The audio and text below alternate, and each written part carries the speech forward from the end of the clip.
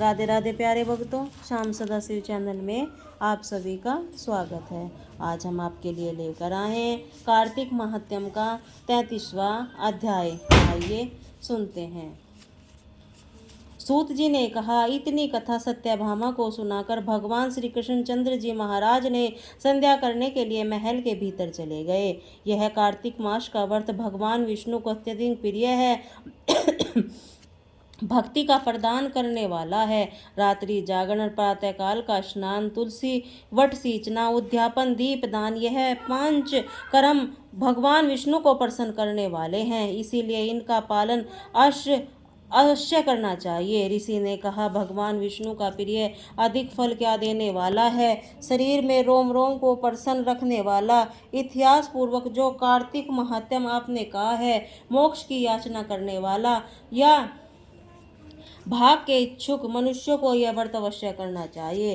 किंतु हम एक बात आपसे पूछना चाहते हैं, वह यह है कि यह कार्तिक मास का व्रत करने वाला किसी संकट में फंस जाए या जंगल में हो अथवा किसी रोग से ग्रस्त हो जाए तो फिर वह कार्तिक का व्रत किस प्रकार करे, क्योंकि यह विष्णु भगवान का अतिशयन प्रिय और मुक्ति भक्ति प्रदान करने वाला है। व्रत किसी प्रकार भी नहीं छोड़ना चाहिए। श्री सूत जी ने उत्तर दिया, यदि कार्तिक व्रती किसी संकट में फंस जाए और वीरता के साथ भगवान शंकर भगवान विष्णु के मंदिर में जाकर जागरण अवश्य करे। यदि भगवान शंकर या मंदिर या भगवान विष्णु को मंदिर पास हो तो जिस किसी भी देवता या मंदिर पास हो उसमें जाकर रात्रि जागरण करें। अगर घना जंगल हो फिर पीपल के वृक्ष के नीचे अथवा तुलसी के वन में जाकर जागरण करें।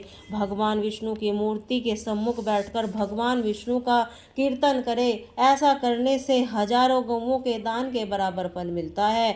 जो व्यक्ति विष्णु के कीर्तन में बाजा बजाता है उसको बाजपेयी यज्ञ के बराबर फल मिलता है। और हरि कीर्तन में नृत्य करने वाला प्राणी जो समस्त तीर्थों में स्नान करने वाला फल मिलता है। किसी संकट के समय या रोगी हो जाने पर यदि जल न मिले सके केवल भगवान विष्णु के नाम मात्र से मार्जन ही कर ले। यदि उद्यापन न कर सके तो व्रत की मूर्ति के लिए केवल ब्राह्मणों को भोजन करवा देवे, क्योंकि ब्राह्मणों के प्रसन्न होने पर भगवान विष्णु भी प्रसन्न रहते हैं।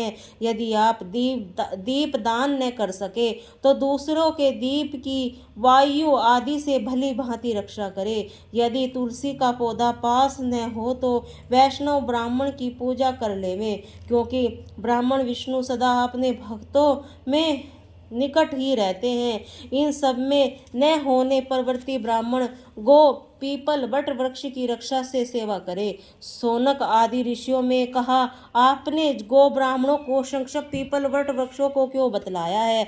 सभी वृक्षों में पीपल का वृक्ष और वट वृक्ष में श्रेष्ठ क्यों कहे गए हैं? सूत जी ने कहा, पीपल का वृक्ष साक्षात विष्णु भगवान है, वट वृक्ष साक्षात शंकर भगवान है और पलाश का वृक्ष साक्षात ब्रह्म है। इन वृक्षों की पूजा सेवा दर्शन सब पापों का नाश होता है। ऋषि ने कहा, प्रभु हम लोग इसमें शंका है, ब्राह्मण विष्णु शंकर विष्णु रूप क्यों हुए? आप कृपा करके हमें बतलाइए। श्री सूत जी ने कहा, प्राचीन काल में भगवान शंकर और पार्वती विहार कर रहे थे। उसी समय उनके विहार से विधन डालते वे विचार में ब्राह्मणों का रूप धारण करके अग्निदेव वहां गए। विहार के आनंद का नाश हो जाने के कारण वे क्रोध में भरकर श्री पार्वती जी ने समस्त देवताओं को श्राप दे डाला। पार्वती ने कहा, हे देवताओं, विषय सुख का कीट पतंगे भी जानते हैं, उसमें आप लोगों ने देवता होकर विधन डाला है, इसीलिए आप सब लोग वृक्ष हो जाओ। सूत जी ने कहा, इसी प्रकार क्रोधित पार्वती जी ने श्राप देने से सब देवता वृक्ष हो गए। इसी कारण भगवान विष्णु आदि शंकर भगवान दोनों पीपल और वट हो गए। इसी कारण भगवान विष्णु का शनिदेव के साथ भोग होने के कारण केवल शनिवार को ही पीपल स्पर्श करना चाहिए और किसी दिन नहीं। बोलिए श्री राधे राधे।